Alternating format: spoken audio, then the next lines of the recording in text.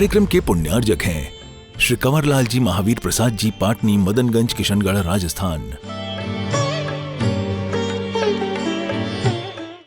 सर्वतः प्रणमाम्यहम्।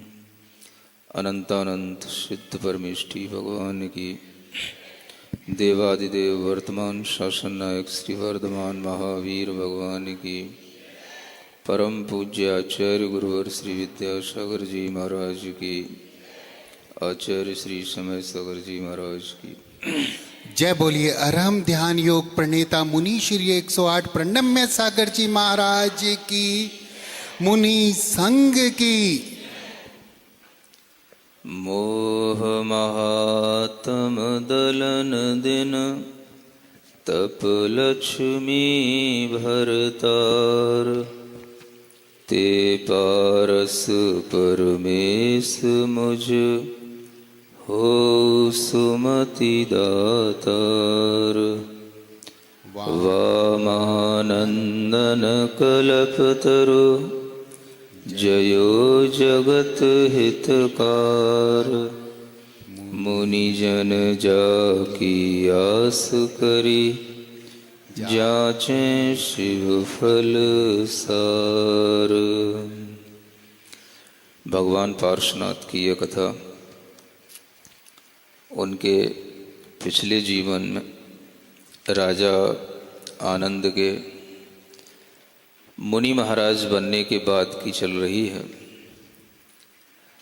और वह आनंद मुनि महाराज 16 कारण भावनाओं का निरंतर चिंतन कर रहे हैं। उन 16 कारण भावनाओं में लगभग 8 भावनाएं आप लोगों ने सुनी हैं। आगे 9वीं भावना पढ़ते हैं, पेज नंबर 68 पर।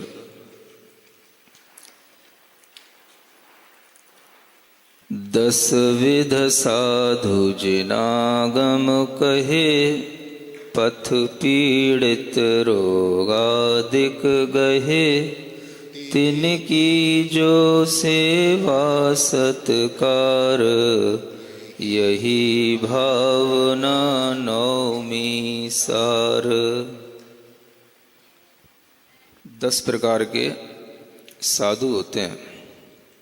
कितने प्रकार के? वह 10 प्रकार के साधुओं में बाहरी भेद से वह 10 प्रकार के होते हैं, लेकिन भीतरी भेद से तो सभी साधु एक ही प्रकार के होते हैं। और उन 10 प्रकार के भेदों में कोई आचार्य होते हैं, कोई उपाध्याय होते हैं, कोई शैक्ष होते हैं, कुछ ग्लान होते हैं, कुछ स्थविर होते हैं। इस तरह से भिन्न भिन्न रूप से साधुओं का वर्णन 10 रूपों में किया जाता है। और जब साधु की परिभाषा आती है तो उसमें एक साधु भी होते हैं। 10 प्रकार के साधु में एक साधु भी होते हैं, जिन्हें कहा जाता है चिर प्रवर्जित साधु। जो चिरकाल से दीक्षित हों उनमें ही एक साधुता का भाव आ जाता है। दीक्षा होने के उपरांत थोड़ा समय बीतने पर ही साधुता का भाव आता है। तुरंत दीक्षा होने पर साधु तो बन जाते हैं, लेकिन साधुता का भाव आने के लिए कुछ साधना करनी पड़ती है। तो बिना साधना के और बिना साधे हुए साधु नहीं बना जाता। इसलिए जो साधु शब्द है ये अपने आप में अलग अर्थ को देने वाला है। साधयति इति साधु, जो साधता है उसको साधु कहते हैं। जो साधता है तो किसको साधता है? अपने मन को साधता है, अपने विचारों को साधता है, अपनी इंद्रियों को साधता है, अपनी परिणामों को साधता है। उसको आचार्यों ने साधु कहा। तो जब हम साधु कहते हैं तो उस समय पर हमारे दिमाग में एक यह भी उसका मीनिंग आ जाना चाहिए कि जो साधना कर चुके होते हैं उनका नाम साधु होता है।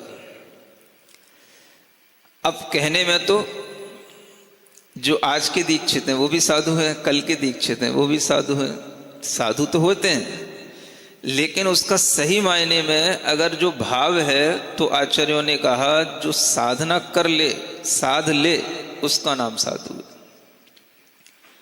तो जब हम 10 प्रकार के साधुओं की बात करते हैं तो आचार्योपाध्याय, तपस्वी, शैक्ष, ग्लान, गण, कुल, संघ, साधु, मनोज्ञानाम, साधन। तो ये 10 प्रकार के साधुओं में गण, कुल, संघ, साधु, मनोज्ञानाम, साधु भी एक अलग परिभाषा आती है और मनोज्ञ अलग होते हैं। ये एक भी हो सकते हैं और अनेक भी हो सकते हैं। अब कोई ऐसा भी हो कि जो आचार्य भी हो, उपाध्याय भी हो, तपस्वी भी हो, शैक्ष भी हो, रोगी हो जाए तो गिलान भी हो है ना, और साधु भी हो, चिर प्रवर्जित हो, मनोज्ञ भी हो, है ना, और हर तरह से वह तपस्वी भी हो, इन सब भेदों को धारण करने वाला भी हो, तो कोई एक व्यक्ति भी हो सकता है। मानो जीवन के अंतिम समय में आचार्य महाराज को देखें तो उनमें सब घटित हो जाएगा। तो एक में भी अनेक हो सकते हैं और ये अनेक अलग अलग भी हो सकते हैं। जब ये 10 प्रकार की व्यवस्था बताई गई है तो इस व्यवस्था में वैयावृत्ति को जोड़ा गया। ये कहा गया कि वैयावृत्ति करने के लिए 10 प्रकार के इन साधुओं की, इस प्रकार से इन मुनियों की अलग अलग रूप से इनकी वैयावृत्ति होगी तो ये 10 प्रकार की वैयावृत्ति हो जाती है। अब आप सोचो वैयावृत्ति के भेद 10 प्रकार के 10 तरह की वैयावृत्ति के भेद से नहीं है। जैसे आजकल समझाया जाता है, कोई भी थेरेपी होती है, कोई भी है ना आरोग्य भारती होती है, तो वो 10 तरह से अलग अलग वैयावृत्ति के उनके अनुक्रम होंगे, पैटर्न होंगे, ऐसे रोगी के लिए ऐसा करना, ऐसे रोगी के लिए ऐसा करना। अब इसमें रोगी तो है नहीं है, रोगी तो केवल एक ही है, जो ग्लान है, बस उनको रोगी साधु कहा गया है, बाकी तो सब निरोग हैं। सुन रहे हो कि नहीं? तो वैयावृत्ति रोगी की भी होती है और निरोगी की भी होती है। अब आप कहोगे कि निरोगी की क्या वैयावृत्ति करना, रोगी साधु की तो वैयावृत्ति करोगे तो वो ग्लान वाले उसमें चला जाएगा, वो ग्लान साधु की वैयावृत्ति हो गई, है ना। जिनको कोई अस्वस्थता हो, कोई रोग आ गया हो, व्याधि आ गई हो, तो उनको ग्लान कहा जाता है। और जिनके लिए कोई रोग नहीं है लेकिन फिर भी उनकी आपको वैयावृत्ति करने को कहा गया है, और ये वैयावृत्ति अपने आप में एक तप भी है, और ये वैयावृत्ति 16 कारण भावनाओं में एक भावना भी है। अब ऐसी वैयावृत्ति करने के लिए आचार्य की वैयावृत्ति भी करना, उपाध्याय की करना, शैक्ष की करना, तपस्वी की करना, तो ये वैयावृत्ति क्या है? वैयावृत्ति का मतलब, ये वैयावृत्ति जो शब्द है वो व्यावृत्ति से बना है। किससे? व्यावृत्ति। व्यावृत्ति मतलब होता है हटाना, दूर करना। तो किसी भी तरह की कोई भी उनके लिए शारीरिक या मानसिक किसी भी तरह का कोई भी उनके लिए कष्ट हो या विकल्प हो, उसको दूर करना, इसका नाम वैयावृत्ति है ना। शारीरिक तो कष्ट होते हैं और मानसिक विकल्प होते हैं। क्या सुना? और ये दोनों ही थकान के कारण होते हैं। शारीरिक रूप से अगर आप कष्ट को प्राप्त कर रहे हैं तो भी आप थक रहे होते हैं, और अगर आप मानसिक रूप से कोई विकल्पों में पड़ जाते हैं तो भी आप थक रहे होते हैं। तो मानसिक विकल्पों से भी थकान आती है, और शारीरिक अगर हम कोई ज्यादा कार्य कर लें, शारीरिक परिश्रम कर लें, तो उससे भी थकान आती है। उस थकान को दूर करने का नाम वैयावृत्ति है। समझ रहे हैं ना? पहले तो ये समझो, वैयावृत्ति किसका नाम है? थकान को दूर करना। अब कैसी थकान दूर करना? शारीरिक थकान क्या हो गई है? विहार करके आए कहीं से, उपवास आदि से खेद खिन्न है, अंतराय आदि हो गए हैं, किसी तरह की मौसम की प्रतिकूलता से अस्वस्थता आ गई है, तो ये जो शरीर में तरह तरह से कोई कष्ट आ गए, इसको दूर करने का नाम क्या हो गया? शारीरिक वैयावृत्ति। अब मानसिक वैयावृत्ति क्या? अब उनके मन में कोई विकल्प हो, मन में किसी भी तरीके की कोई अड़चन हो, मन में किसी भी तरीके का कोई भाव हो जो उनके मन को थकान दे रहा हो, तो आप कैसे समझोगे उसको? मानसिक वैयावृत्ति कैसे करोगे? मानसिक थकान कैसे दूर करोगे? सुन रहे हो? और ये मानसिक थकान कैसे होगी? उनके अंदर किसी तरह का जो कुछ भी मन में है ना, जैसे आचार्य हैं तो आचार्यों को आचार्यों की तरह के विकल्प होते हैं, उपाध्याय होंगे तो उपाध्यायों की तरह के विकल्प होंगे, तपस्वी होंगे तो तपस्वियों के विकल्प अलग होंगे, साधु होंगे तो साधुओं के विकल्प अलग होंगे, है ना?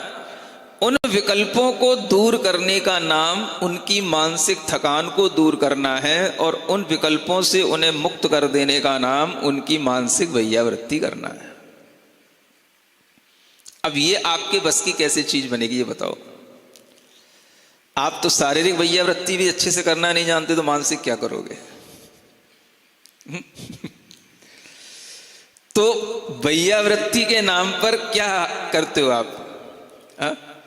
केवल भीड़ इकट्ठी करके आ जाना, या केवल बस है ना, कोई ने हाथ पकड़े, कोई ने पैर पकड़े, कोई ने कमर पकड़ी, कोई ने सिर पकड़ा, तो इसका नाम वैयावृत्ति क्या? ये तो आप और ज्यादा उनको पीड़ित कर दोगे अगर ऐसा करोगे। नहीं समझे? आपको यही एक विज्ञान नहीं आता कि शरीर के किन अंगों पर किस तरह से हाथ का प्रेशर आना चाहिए और वो हाथ भी कैसे होने चाहिए, क्योंकि एक शरीर कितने हाथों को सहन कर सकता है। तो वैयावृत्ति करने के लिए भी थोड़ा सा विज्ञान आना चाहिए, और वह विज्ञान इसी तरह से आता है कि हम जो कर रहे हैं वो उचित है कि नहीं, पहले ये विचार करना, और उचित है तो उसका उचित तरीका क्या है, ये भी विचार करना। तो जब उचित तरीके के साथ में, उचित विज्ञान के साथ में वो कार्य किया जाएगा तो वो वैयावृत्ति कहलाएगी। अगर आपने अपने हाथों का प्रेशर शरीर के किन्हीं अंगों पर उल्टा सीधा दे दिया और उनको कष्ट और बढ़ गया, तो क्या होगा? सुन रहे हो? एक मुनि महाराज को रात में, अपनी बात नहीं बता रहा हूं, मेरे साथ रहते थे, तो उनके लिए किसी ने आकर के घुटना ऐसा दबा दिया कि दूसरे दिन उनका घुटना ही सूज गया, चलने ही लायक नहीं रहेगा। अब किसी ने घुटने पर कोई तेल लगा दिया ढंग से, अब उनको थोड़ा सा बात के कारण से दर्द होता होगा, तो किसी ने ऐसा लगा दिया कि वो सूज गया। तो सुबह पता पड़ा किससे सूजा, तो वो और कोई कारण नहीं, वो वैयावृत्ति से सूजा। 2 दिन तक वो चल नहीं पाए। समझ में आ रहा है? तो वैयावृत्ति ऐसी भी हो जाती कई बार। अब ये कैसे हो गई?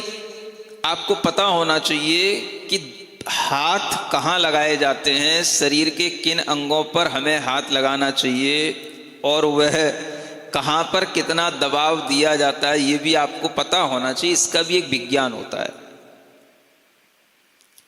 घुटने तो कभी भी दबाने ही नहीं चाहिए।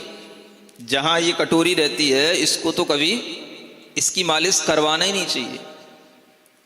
ये इतने ऐसे मर्म और नर्म स्थान होते हैं कि ये बहुत जल्दी डिस्टर्ब हो जाते हैं।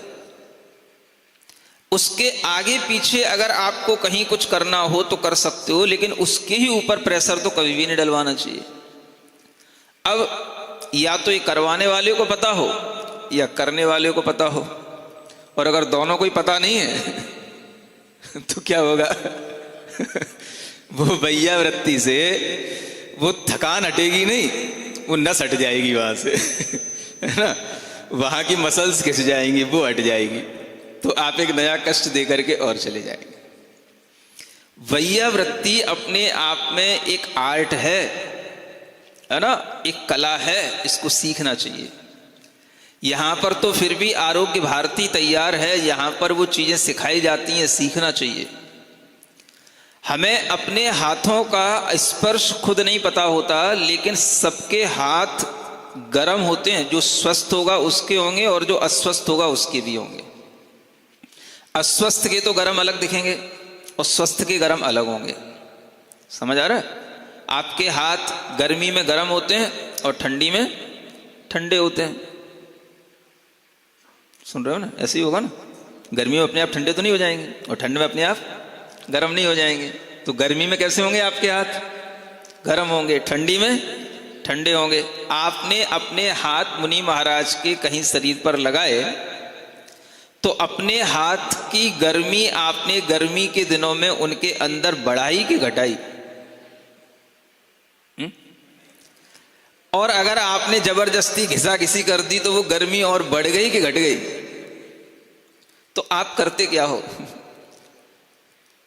गर्मी में गर्म हाथ लेकर के आते हो, ठंडी में ठंडे हाथ लेकर के आते हो। अब इससे वैया वृत्ति कैसे होगी अनुकूल? सुन रहे हो? विचार केवल करना है। कोई भी कार्य करने से पहले विचार विवेक आवश्यक होता है। अगर वो विचार विवेक अच्छे से बनेगा तो वो कार्य अच्छा होगा, तप होगा, उससे निर्जरा तुम्हारी भी होगी, कराने वाले की भी होगी। और विचार विवेक नहीं है तो फिर कष्ट होगा, तुमको भी होगा, उसको भी होगा।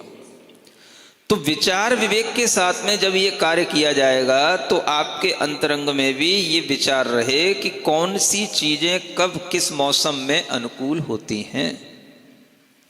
इसलिए कभी भी सीधे सीधे हाथों का स्पर्श न किया जाए। गर्मी है तो आपके हाथों से गर्मी आएगी, तो क्या करें? हाथ और शरीर इन दोनों के बीच में कोई चीज लाओ। वो तो कोई लाता ही नहीं, सब मुंह उठाए चले आते हैं, भैया वृत्ति का टाइम हो गया, चले आओ भैया वृत्ति करने।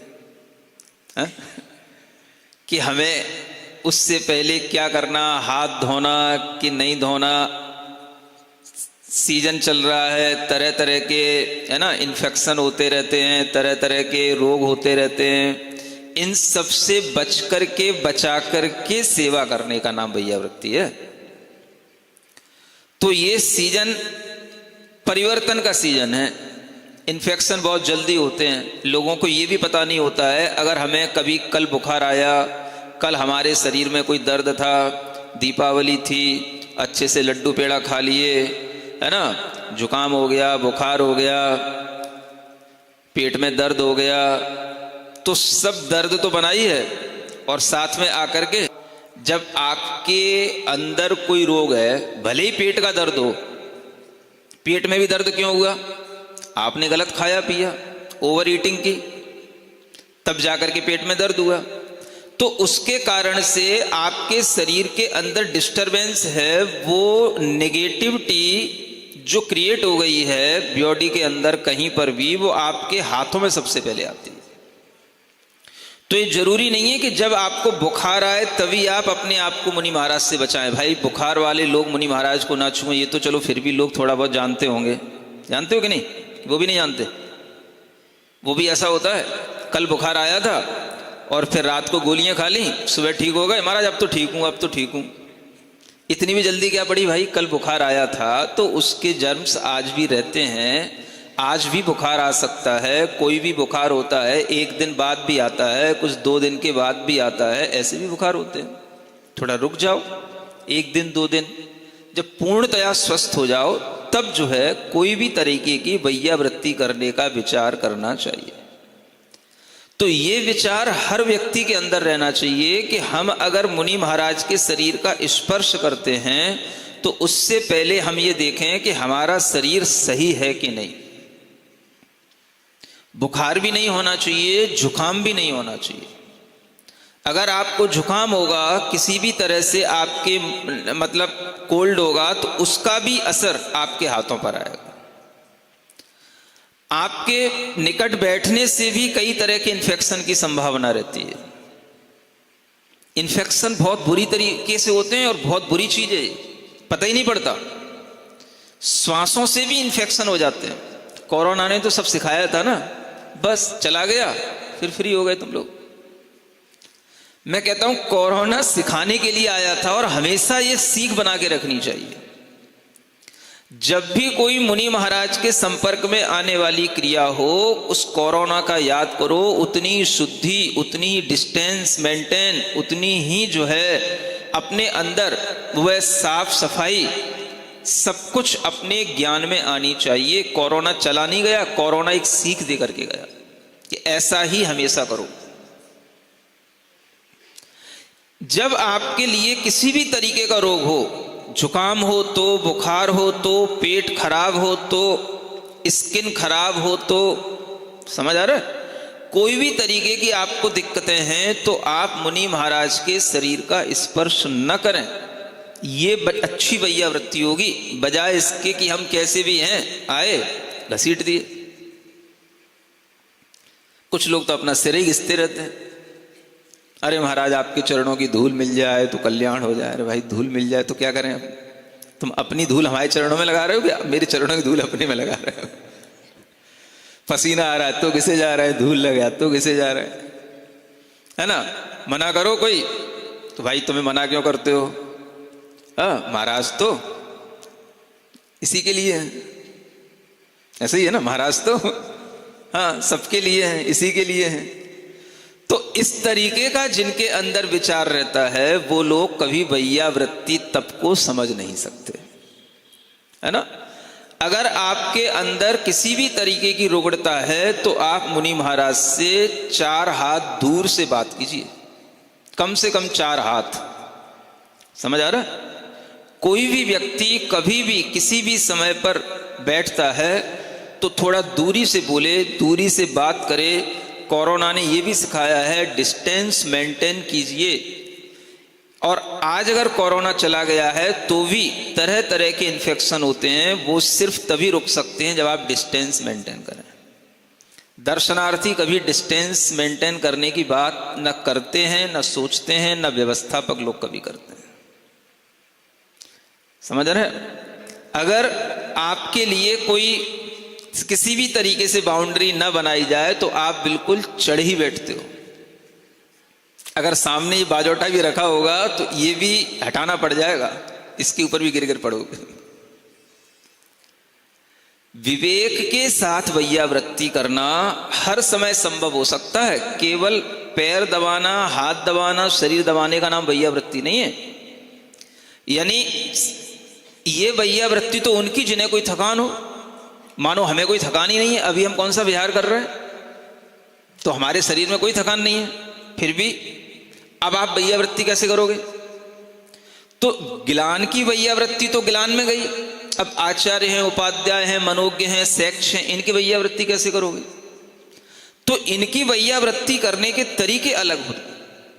आपको विज्ञान होना चाहिए इस बात का कि उपाध्याय के लिए क्या चाहिए, शैक्ष के लिए क्या चाहिए, आचार्यों के लिए किस तरीके की व्यवस्थाएं चाहिए, जो मनोज्ञ हैं उन्हें किस तरीके का वातावरण चाहिए। ये सब अगर आपको ज्ञान होगा तो आप उनकी सही वैयावृत्ति कर पाओगे। वैयावृत्ति केवल हाथ पैर दबाने का नाम नहीं है। गुण रागात, आचार्य समंतभद्र महाराज ने लिखा, क्या लिखा? गुणों के राग से,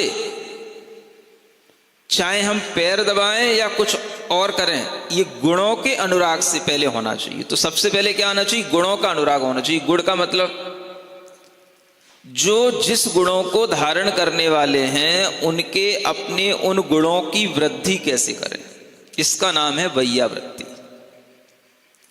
मानो कि अगर कोई सेक्ष है, सेक्ष का मतलब होता है शिक्षणशील है, सेक्ष है ना, माने कोई शिक्षणशील है, वो अभी शिक्षा ग्रहण कर रहे हैं। ऐसे साधु हैं वो क्या कर रहे हैं, अभी शिक्षा ही ले रहे हैं मान लो। तो जो शिक्षा ले रहे हैं तो उनकी वैयावृत्ति कैसे की जाएगी? तो भाई ये सीखते हैं, पढ़ते ज्यादा हैं, है ना, अभी ये अनेक अनेक ग्रंथों को पढ़ रहे हैं, सीख रहे हैं, तो अब उनकी वैयावृत्ति कैसे करोगे? तो पहले उनके गुण में राग हो कि ये शिक्षणशील हैं, तो इन्हें शिक्षा के अनुकूल क्या चीजें होंगी, शारीरिक भी हो सकती हैं और मानसिक भी हो सकती हैं। क्या सुना? तो शिक्षा के अनुकूल क्या होगा? जो सीखने वाले हैं शिक्षा के अनुकूल, उनके लिए शारीरिक वैयावृत्ति क्या होगी? उनके लिए ऐसी चीजें उपलब्ध कराना जो उनकी शिक्षण शक्ति को बढ़ाए, मानसिक शक्ति को बढ़ाए, उनके मस्तिष्क को ताकत दे। समझ में आ रहा है? नहीं आ रहा? ये किसके लिए? जो शिक्षणशील है उनके लिए। ये उनकी वैयावृत्ति होगी। अगर आप ऐसे किन्हीं भी लोगों के लिए वैयावृत्ति करना चाहेंगे तो उन्हें आपको ऐसी कौन सी चीजें हैं ये आपके विवेक से जानना पड़ेगा। मैं क्यों बताऊं? नहीं समझ आ रहा? अब थोड़ी व्याख्या तो करनी पड़ती है, क्योंकि अब तप आया है, भावना आई है, तो व्याख्या तो करनी पड़ेगी।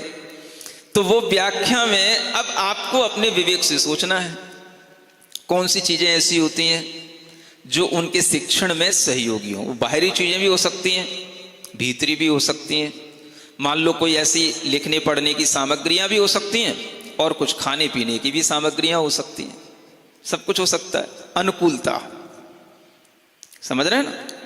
मनोज्ञ है, मनोज्ञ की वैयावृत्ति अलग होती है। मनोज्ञ माने जो सबको अच्छे लगते हो, तो उनकी वैयावृत्ति क्या करोगे बताओ? मनोज्ञ का मतलब जो सबके लिए प्रिय हो, लोक में मान्य हो, उनको मनोज्ञ कहा गया, है ना। अब ऐसे लोगों की वैयावृत्ति कैसे की जाए? अब उनके सामने किसी भी तरीके की भीड़ आती है, क्योंकि लोक मान्य है तो भीड़ आएगी, भीड़ आएगी तो उसको कंट्रोल करना, उस भीड़ को सही तरीके से व्यवस्थित करना, इसका नाम क्या होगा? मैं समझता हूं यही वैयावृत्ति होगी मनोज्ञ की। नहीं समझ आ रहा? उपाध्याय हैं, उनकी वैयावृत्ति अलग तरह की होगी। उपाध्याय हैं तो उन्हें क्या है, जो उनको पढ़ने के लिए, पढ़ाने के लिए, शिष्यों को समझाने के लिए शास्त्र चाहिए हैं, व्यवस्थाएं चाहिए हैं, शिष्य कैसे बैठे हैं, कहाँ बैठे हैं, है ना, अच्छे ढंग से वो स्वाध्याय करा सकें, उस तरह का वातावरण उनको कहाँ मिलेगा, कौन सा स्थान गर्मी में अनुकूल है, कौन सा स्थान सर्दी में अनुकूल है, इस तरह का विचार करके जो लोग कार्य करते हैं वो हम समझते हैं वैयावृत्ति करते हैं। समझ रहे हैं ना? तो वैयावृत्ति अलग अनेक तरह से हो सकती है। स्थान की अनुकूलता भी प्रोवाइड करना भी वैयावृत्ति है ना, क्योंकि बोलेंगे, बहुत देर तक स्वाध्याय करेंगे, मानसिक श्रम होगा, थकान होगी, ऐसा स्थान हो जो वातानुकूलित हो। तो वातानुकूलित क्या होता है? एसी का, एसी को ही कहते हैं वातानुकूलित। अरे वाह, तो फिर क्या होगा? फिर एसी में बिठा दो महाराज को। अब जो एसी में ना बैठते हो फिर भी वातानुकूलित कैसे हो, तो वो आपको समझना है। तो इस तरह की चीजों पर ध्यान देना भी वैयावृत्ति होती है, यह भी मैं आपको बताना चाह रहा हूं, है ना। शारीरिक वैयावृत्ति भी होती है, इसलिए पहले भी कहा था जब भी आपको शरीर की वैयावृत्ति करना हो तो अपने हाथ और मुनि महाराज के शरीर के बीच में कोई चीज होनी चाहिए, डायरेक्ट कभी स्पर्श नहीं करना चाहिए। वैयावृत्ति के कई तरीके हैं। जैसे आपके पास कुछ नहीं है, आप एक नैपकिन लेते हैं, है ना, आप केवल नैपकिन रख करके नैपकिन से ही केवल थोड़ा सा दबाएंगे, प्रेशर डालेंगे, तो वो और अच्छी वैयावृत्ति होगी। समझ आ रहा है ना? क्योंकि वो कपड़े के माध्यम से आपके हाथ की गर्मी उन महाराज तक, उनके शरीर के अंदर नहीं पहुंचेगी। और वो अनुकूल भी होगी। अगर आपके पास कुछ नहीं है तो, नहीं तो कोई ना कोई मौसम के अनुकूल पदार्थ होना चाहिए जो उनके लिए अनुकूलता दे। अब पित्त प्रकृतियां हैं कि कफ प्रकृतियां हैं कि वात प्रकृतियां हैं, ये भी थोड़ा सा वैयावृत्ति करने वाले को ध्यान देना चाहिए। अब किसी की पित्त प्रकृति हो और तुमने सरसों का तेल उसे लौट दिया, है ना, ढंग से लगा दिया, तो वो तो फिर क्या उबकेगा फिर तो तुम्हारे जाने के बाद, है ना। तो ये भी ध्यान रखना पड़ेगा। तो इस तरह की जानकारियां होने से ही आप सही ढंग से वैयावृत्ति कर सकते हैं। और वैयावृत्ति करते हुए शारीरिक रूप से भी हम स्वस्थ बनाए और मानसिक रूप से भी उनके अंदर निर्विकल्पता रहे, ये विचार करने से ही आप वैयावृत्ति को सही ढंग से समझ सकते हैं। तो वैयावृत्ति एक बहुत बड़े विवेक का काम है। ऐसा व्यक्ति कभी भी गाना नहीं गाता। गाना समझते हो ना, हाँ मैं तो ऐसा करता हूं, मैंने ऐसा कर दिया, मैंने ऐसा, है ना, कह दिया उनके लिए और मैं इस तरह से वैयावृत्ति करके आया। गाना नहीं गाता वो अपने विवेक से काम करता है ना, शांत तरीके से काम करता है। और वैयावृत्ति करने वाले को तो इतना शांत होना पड़ता है कि वो वैयावृत्ति करके आया हो, किसी दूसरे को पता भी ना पड़े कि वैयावृत्ति करके आया।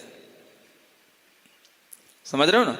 अब मान लो एक साथ 20 लोग 50 लोग खड़े हो गए और एक साथ 20 लोग 50 लोग जो है घेर के खड़े हो गए, गर्मी के दिन है, और सब मान लो एक साथ करना चाहते हैं, कैसे करेंगे? आप वैयावृत्ति करोगे कि उपद्रव करोगे? हा? तो अपनी सोच में खुद आना चाहिए ना कि हम क्या करें भाई, 2-2 करके आए, 2-2 मिनट कुछ आदमी को एक बार एक-एक करके करने दें, उसके बाद में हम बाद में करें। तो कई बार ये उपद्रव सिर्फ इसलिए हो जाता है कि आप लोग घेर लेते हो, है ना। चौका है तो चौका में भी वैयावृत्ति होती कि नहीं होती? अब पुरुष तो वैयावृत्ति अपने और तरीके से भी कर लेंगे, महिलाओं की वैयावृत्ति क्या है? तो उनके लिए चौका ही एक स्थान होता है। तो अब वो चौका में वैयावृत्ति करें तो कैसे करें? तो सारी बूढ़ी अम्माएं, सारी दादी अम्माएं, सारे लोग एक साथ, कईयों के तो नियम होते हैं हमें जब तक महाराज हैं तब तक हमें रोजाना आहार देने हैं। समझ में आ रहा है ना। तो अब बहुत सारे लोग जब घेर करके खड़े हो जाएंगे तो आप सोचो कि उसकी गर्मी से ही, वो सामने दृश्य देखने से ही एक स्वस्थता नहीं बनेगी, अनुकूलता नहीं बनेगी। इत्मीनान जिसको बोलते हैं भाई, चैन से है। कैसे? जब चैन से भोजन लेंगे तो ही चैन से सामायिक होगी, तो ही चैन से नींद आएगी। हाँ, तो हर चीज बड़े इत्मीनान से होनी चाहिए। सबके लिए कम से कम इतना शांति होनी चाहिए कि जब आहार शुरू होते हैं तो कम से कम 15-20 मिनट तक तो सामने 4 लोगों के अलावा 5वां आदमी नहीं होना चाहिए। भाई जिनका घर है, जिन्होंने पड़गान किया, जो 4 लोग प्रमुख हैं, उनको थोड़ा सा शांति से पहले आहार तो देने दो। बाहर के लोग 20 मिनट बाद एंट्री करें और आए तो एक-एक करके आए, 2-2 करके आए, तो वो व्यवस्था बनती है। अगर आप एक साथ घेर करके खड़े हो गए और आगे पीछे कर रहे हो और एक दूसरे की कटोरी पीछे से खींच रहे हो, तो वो सब कुछ सामग्री की अशुद्धि होगी और आपके भी भावों की अशुद्धि होगी, और इस तरह से करने से किसी को भी अच्छा नहीं लगेगा, न करने वाले को, न कराने वाले को, न देखने वाले को। ये एक व्यवस्था अगर ढंग से बनी रहे तो बहुत अच्छा लगता है, लग सकता है।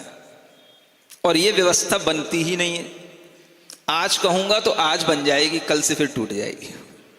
बस उपदेश का असर एक दिन से ज्यादा नहीं रहता है। समझ आ रहा है? तो ये एक बहुत बड़ी कमी है। इन व्यवस्थाओं में तभी काम आता है कि हम कोई इस तरीके की बाउंड्री या कोई इस तरीके की बैरिकेड्स लगाएं जिसमें केवल एक ही व्यक्ति का एक बार में प्रवेश हो अंदर, तो वो व्यवस्था बनती है। अब मान लो घर आंगन बड़ा भी है और आप बड़े घर में भी जो है एक साथ सब गुट्ठ बना करके खड़े हो गए, तो भी वो अव्यवस्था ही है। तो ये हर व्यक्ति को खुद में सोचना पड़ेगा कि हम एक एक करके इस प्रक्रिया को संपादित करें, तभी वह आपके लिए उचित होगा और करने वाले के लिए भी उचित होगा। और ये चीज जो शायद सुनते हैं उनके काम की नहीं होती है, और जो नहीं सुनते हैं उनके काम की होती है ना। तो कई बार तरह तरह की समस्याएं हैं, और वो समस्याएं तभी निर्विकल्प रूप से हो पाती हैं जब सामने वाला विवेक आश्रित होकर के काम करे। तो इसको कहा गया वैयावृत्ति। किसी भी कार्य में किसी भी तरह के साधुओं के लिए कोई आपत्ति ना लगे, आपत्ति को दूर करने का नाम वैयावृत्ति है। व्यापत्ति व्यपनोद है, ऐसा कहा गया। जो आपत्ति है वह दूर कर दो, तो उसका नाम क्या है? वैयावृत्ति। तो आहार भी एक सेवा है, एक वैयावृत्ति है। वैयावृत्ति माने सेवा। तो अगर आपने उस स्थान पर भी एक आपत्ति पैदा कर दी, नहीं समझ में आया? यही तो आपत्ति होती है। आपत्ति क्या चीज होती है? जो अचानक से आके गिर पड़े। नहीं समझ में आ रहा? जब पड़गान करते हैं तो लोग होते हैं 4 से 6, है ना। परिक्रमा लगते लगते हो जाते हैं 10 से 12, घर तक पहुंचते पहुंचते हो जाते हैं 20 से 25, और जब तक अंदर प्रवेश करते तब तक तो हो जाते हैं 50। अब स्थान सीमित है। अब स्थान तो स्थान ही है भाई, घर वाला घर ही तो है उसका, जितना होगा उतना ही तो होगा। अब उस आपत्ति को कैसे दूर किया जाए, इस तरह का कोई विचार करता ही नहीं। सबको आहार देना सबसे पहले है, तो इसलिए वह अपने आप में एक आपत्ति बन जाती है। जबकि आचार्यों ने कहा आपत्ति को दूर करने का नाम वैयावृत्ति है। समझ रहे हो ना? तो ये वैयावृत्ति अपने आप में एक बहुत अच्छी कला है, इसे सीखना चाहिए। यहां पर जो लोग आरोग्य भारती के हैं वो लोग तो शारीरिक वैयावृत्ति करते ही हैं, लेकिन इसके साथ साथ आहार देना भी एक वैयावृत्ति है, ये भी सीखना चाहिए। आहार देने में क्या क्या सावधानियां रखी जाती हैं ये भी ध्यान में रखना चाहिए। कब हम अपने मुंह को पोंछें, कब हम मुंह पर हाथ लगाएं, कब हम अपने हाथों को धोएं, हमें पता रहे कि हमारे हाथ किसके शरीर से टच कर गए हैं, है ना। सबके शरीर गीले ही होते हैं पसीने में। अगर आपने किसी को हटाने के लिए भी अलग किया है तो भी उसके शरीर से आपके हाथ टच हो गए, आपको पता ही नहीं। एक दूसरे से घिसटेंगे, चिपकेंगे तो भी क्या होगा? आपके लिए वह शरीर की अशुद्धियां बढ़ेंगी। तो ये अपने आप में एक सेवा का कार्य है। इस सेवा के कार्य को भी विज्ञान के साथ, विवेक के साथ करने का विचार तो लाओ। विचार आते ही सब ठीक हो जाएगा। बस इतना विचारो कि भाई कैसे करना, विवेक से, ज्ञान से। तो जैसे ये विचार आता है तभी जाकर के वो आपत्ति से हम उनको भी बचा पाते हैं और वो कार्य भी अच्छे से हो पाते हैं, है ना। तो व्यापत्ति को दूर करने का नाम वैयावृत्ति है, ना कि व्यापत्ति पैदा कर देने का नाम, है ना। तो ये सेवा तरह तरह से की जाती है।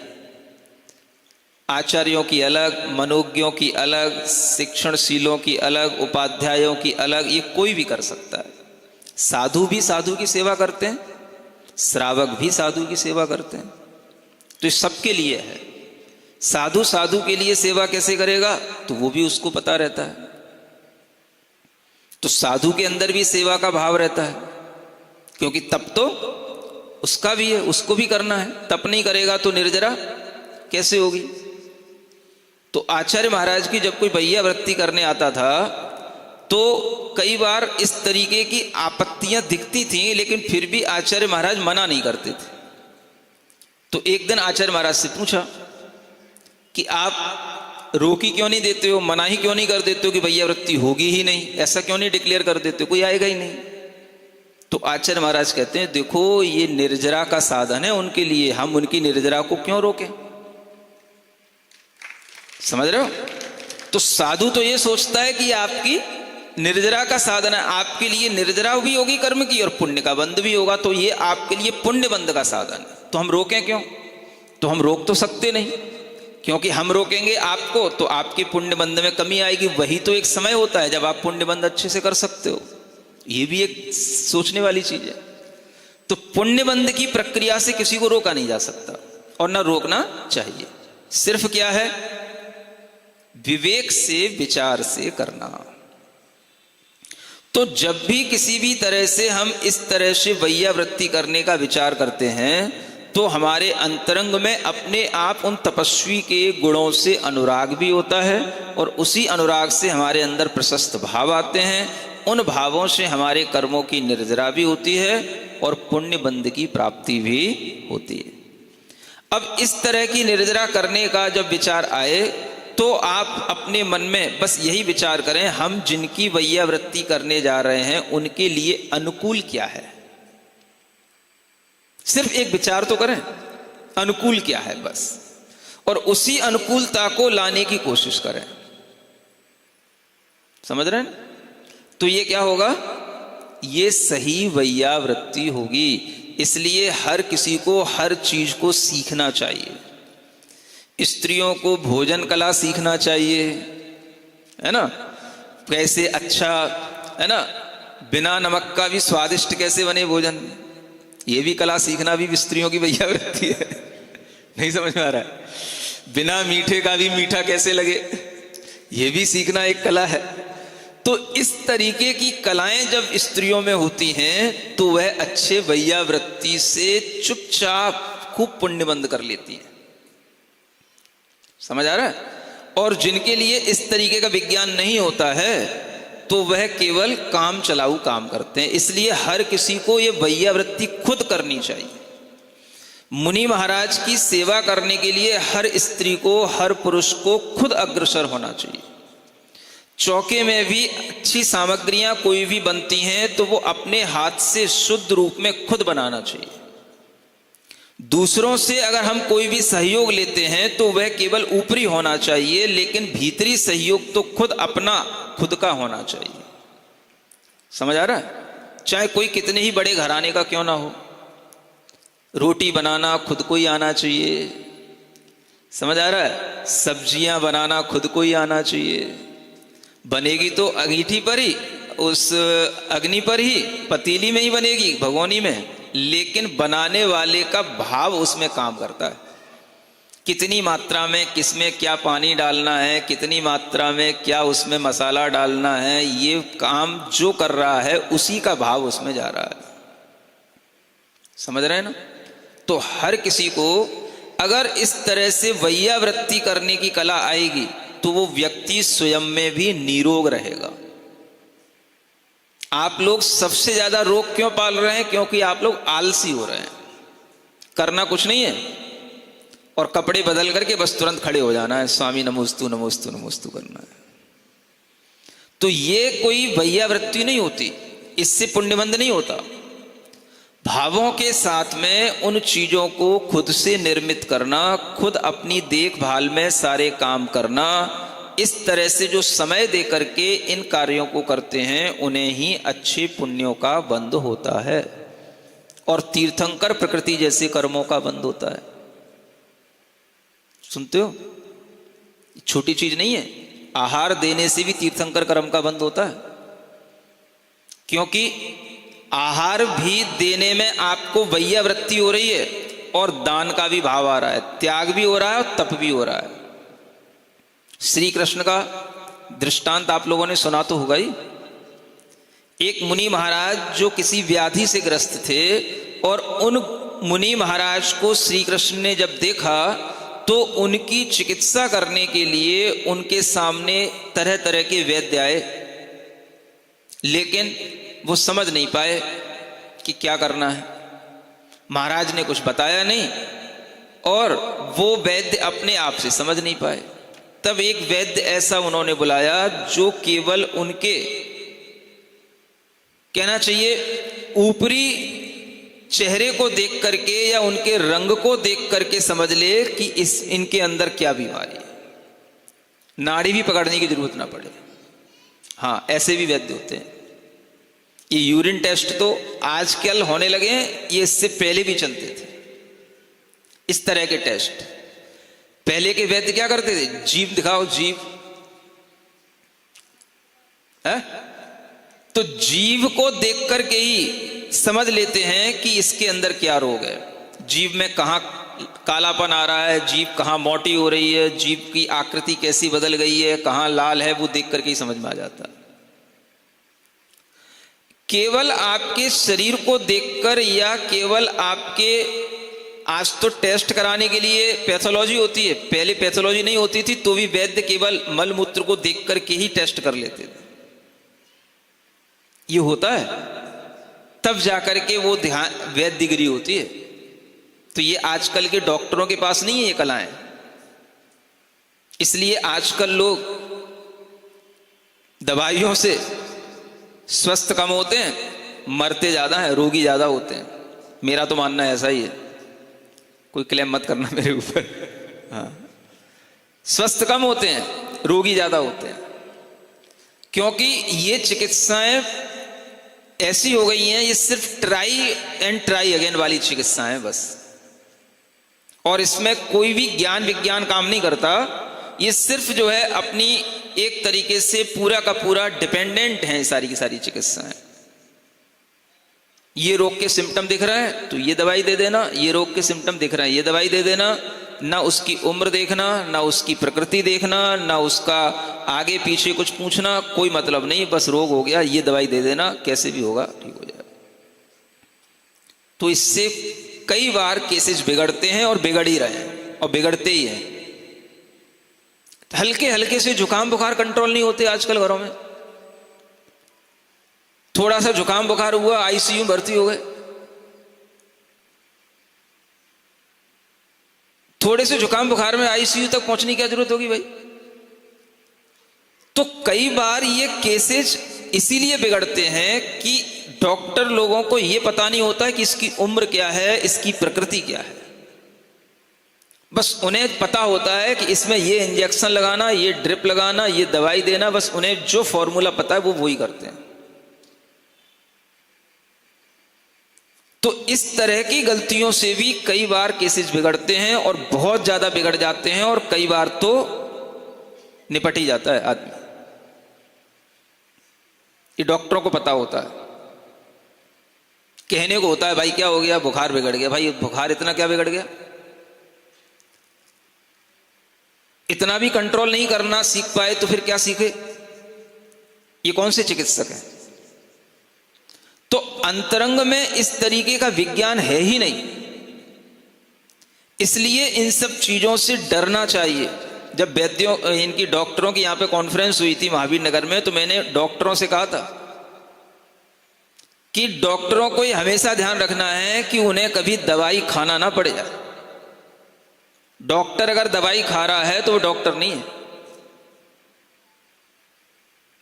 यानी तुम्हें भी अपनी उन दवाइयों से बचना पड़ेगा, और हर दवाई के साइड इफेक्ट होते हैं एलोपैथी के। पेन किलर के इतने साइड इफेक्ट हैं कि लीवर किडनी सब खराब होने लग जाती हैं, लेकिन फिर भी आदमी खाता है और डॉक्टर देते हैं, और सब जानते हैं। अगर इस तरह की व्यवस्थाएं बनी रहती हैं तो आदमी खुद अपने लिए बीमारियां बढ़ाता है और रोग बढ़ते चले जाते हैं, पता किसी को रहता नहीं। तो अच्छे वैद्यों की एक कमी हो गई है। अच्छे वैद्य होने के लिए ही आचार्य महाराज ने ये पूर्णायु का ये प्रकल्प शुरू किया था, नाड़ी वैद्य बनो, नाड़ियां देखना सीखो, नाड़ी से उपचार करना सीखो।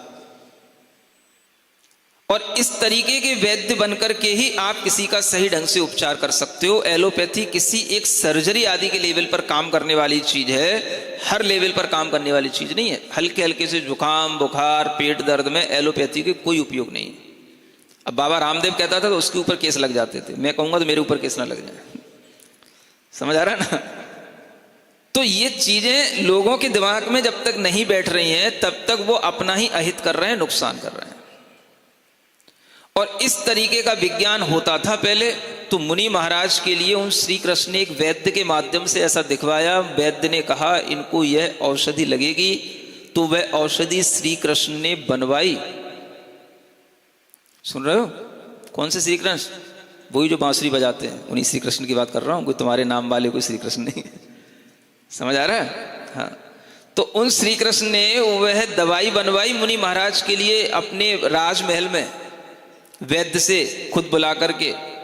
और उस दवाई को सीमित मात्रा में उसकी मतलब उस दवाई की मात्रा में उसके लड्डू के अंदर वो दवाई रख करके, जहां कहीं पर भी मुनि महाराज का आहार हो वहां तक उस दवाई को पहुंचाने का काम श्री कृष्ण ने अपने मन से अपने ऊपर ले लिया।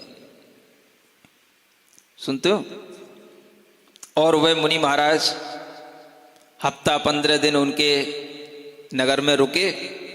दवाई चल गई 15-20 दिन और मुनि महाराज ठीक होने लग गए, ठीक हो गए। अब जब ठीक हो गए तो इसका पुण्य किसको लगे? वैद्य कहे हमको लगे, और श्री कृष्ण ने कुछ कहा नहीं। उनका तो काम क्या था? भाई मुनि महाराज ठीक हो जाए, इनकी सेवा इस तरह से हो जाए, तुम बताओ उसके लिए क्या करना है। और किसी को पता ही नहीं पड़ने दिया कि लड्डू खा रहे हैं कि दवाई खा रहे हैं। समझ आ रहा है? और वह दवाई इस तरह से उन्होंने उचित स्थान पर पहुंचा दी कि एक आदमी के अलावा किसी दूसरे को पता ही नहीं कि ये क्या दवाई भी इनको दी जा रही कि नहीं दी जा रही। और मुनि महाराज को ही पता नहीं, और वो ठीक हो गए। और जब श्री कृष्ण को इस बात को लेकर के प्रसन्नता हुई कि मैंने अपने जीवन में एक बहुत अच्छा काम कर लिया कि मैंने एक रोगी मुनि महाराज को ठीक कर दिया, तो इस प्रसन्नता के कारण से उन्हें तीर्थंकर प्रकृति का पुण्य कर्म का बंध हुआ। ये इतनी बड़ी चीजें हैं, विवेक से की जाएं, सावधानी से की जाएं, खुद अपने कर्तव्य को समझ करके की जाएं तो पुण्य मिलता है। और केवल हु हल्ला किया जाएगा, बिना वजह की आपत्ति तैयार कर दी जाएगी, तो उससे लाभ नहीं मिलेगा। तो ये चीजों की महत्ता समझते हुए हमेशा सेवा करना भी है, भैया वृत्ति करना भी है। ऐसा नहीं है कि कुछ लोग ऐसे डर जाते हैं, जैसे किसी के यहां पर आहार हुए, अब उस घर का बंदा अलग खड़ा है कोने में, है ना, पूरा आहार हो गया। अब लास्ट में उसके घर के लोगों ने कहा या उस पता पड़ गया कि भाई आओ आओ आओ, तो जबरदस्ती उसने एक ग्रास दे लिया। फिर जब वो पहुंचा बाद में तो कहता है महाराज से कि महाराज मैं इसलिए आहार नहीं दे रहा था, आपका आहार निर्विघ्न हो जाए। तो भाई आहार नहीं दोगे तो निर्विघ्न होने का मतलब क्या? देना तो है। तो ऐसे डर जाओगे कि भाई कुछ हो ना जाए, कहीं अंतराय ना हो जाए, कुछ ना हो जाए, तो कोई देगा तो ऐसे डरने से तो कुछ काम नहीं होगा। करना भी है और विवेक से करना है और बिना डरे करना है, तो वह काम से अच्छे से होता है।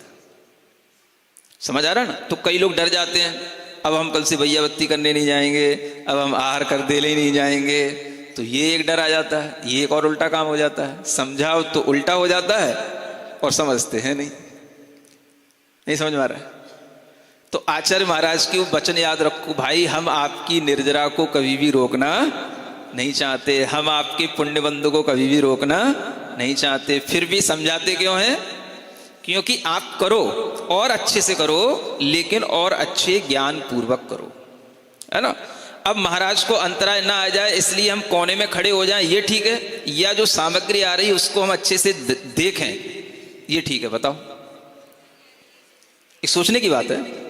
आप दूर खड़े हो गए, महाराज के लिए अंतराय ना आ जाए, कोई व्यवधान ना हो जाए। भाई आप ये कोशिश करो कि वो व्यवधान को हम कैसे दूर कर सकते हैं, तो ये आपके लिए सही ढंग की सोच होगी। तो कुछ लोग डर के कारण से दूर खड़े रह जाते हैं, डर के कारण से आहार देना ही बंद कर देते हैं, डर के कारण से भैयावत्ती करना ही बंद कर देते हैं। तो काम कोई भी बंद नहीं करना, काम सब करना है, लेकिन विवेक और विचार के साथ करना है। इसका नाम हमारे अंदर वैयावृत्ति नाम का एक बहुत बड़ा भाव होता है ना। इसलिए एक भावना आपको आज अच्छे ढंग से समझाना का मन बना कि ये विचार अपने अंदर लाना चाहिए और अच्छी अच्छी चीज़ें सीखना चाहिए। थेरेपी होती है तरह तरह की, उनको सीख करके हमें दूसरों की सेवा शुश्रूषा करने का भाव बनाना चाहिए। अगर आपके घरों में कोई भी व्यक्ति रुग्ण हो जाएगा, किसी भी तरह के रोग हो जाएंगे, और अगर आप वैयावृत्ति करना नहीं जानोगे तो आप उसके धर्म में कभी भी सहायक नहीं बन पाओगे। तो वैयावृत्ति करने के लिए आपके पास में यह साहस भी होना चाहिए कि हम रोगी अवस्था में उसकी सेवा कर सकें, और ये ज्ञान भी होना चाहिए कि कैसे सेवा कर सकें। तो ये दोनों चीज़ें हर किसी को सीखनी चाहिए। ये बहुत बड़ा गुण है, और इसी के कारण से किसी भी व्यक्ति के अंतिम समय में उसकी समाधि हो सकती है, अंतिम समय में उसके परिणाम अच्छे रह सकते हैं। इस तरह से गृहस्थों को जब वैयावृत्ति करना आ जाता है तो वे कई गृहस्थों की समाधि में अपनी सेवा दे करके बहुत बड़ा पुण्य अर्जित कर लेते हैं। तो ये सीखना है, डरना नहीं है, समझ रहे हो ना। हाँ, गलती ना हो जाए तो गलती ना हो जाए इस डर से कुछ करोगे तभी तो सीखोगे। तो कुछ करने से डरना नहीं है, गलती ना हो जाए इसलिए सीखना भी है, और सीख करके हमें गलतियां जो हैं उन्हें दूर करना भी है। ये विचार करके हर कोई आगे आए और इस तरीके से करे तो अनेक लोग जहां पर सेवा करने वाले होते हैं वहां पर अनेक लोगों को, आसपास के लोगों को समाधि कराने में, संलेखना कराने में बहुत सहूलियत होती है ना। तो इस तरीके का वातावरण हर शहर में होना चाहिए कि यहाँ पर अगर कोई भी व्यक्ति अस्वस्थ है, समाधि करना चाहता है, तो ये लोग उनकी समाधि कराने के जानकार हैं, सहयोगी हैं, और ये उनकी समाधि करा सकते हैं। रोग में भी उस व्यक्ति को इतनी तरीके से सेवा करना कि वो निश्चिंतता उसके अंदर आ जाए। रोग का कष्ट कितना ही बड़ा हो फिर भी हर तरह से उसको निश्चिंतता लाई जा सकती है। ऐसे सभी उपायों को जानने में उत्साहित होकर के अगर हम इस विज्ञान को सीखेंगे तो ये वैयावृत्ति अपने आप में बहुत बड़ा विज्ञान है जो श्रावकों के लिए बहुत उपयोगी है ना। तो ये आप सीखो। कहीं से आवाज़ आ रही है, एक शिविर लग जाए, है ना। तो शिविर तो लग भी जाते हैं लेकिन उनके अभ्यास बराबर बना करके रखे जाएंगे तो वो हो पाता है। और जिन लोगों को उसको सीखना होता है तो वो कहीं ना कहीं वो सीख ही लेते हैं। और इस तरीके के शिविर शहरों में भी अक्सर लगा करते हैं। और अगर आप लोग अच्छा मनोभाव रख करके कोई योजना बद्ध तरीके से कुछ करना चाहते हो तो वो आपके सामने भी हो सकता है। सीखने वाले लोग कितने हैं उसको देख करके शिविरों की भी आयोजना की जा सकती है ना। बोलिए महावीर भगवान की। इस कार्यक्रम के पुण्यार्जक थे श्री कंवरलाल जी महावीर प्रसाद जी, पाटनी, मदनगंज, किशनगढ़, राजस्थान।